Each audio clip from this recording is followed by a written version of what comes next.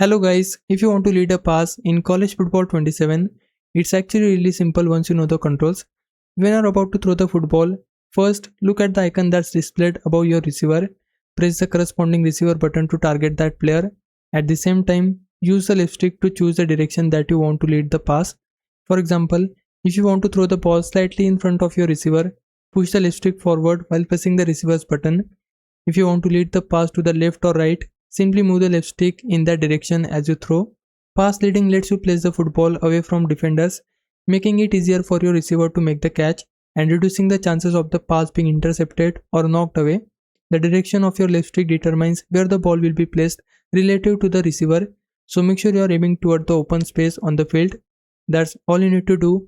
Hold the left stick in the direction you want the pass to go and press the receiver button shown above your intended target to successfully lead your pass in college football 27.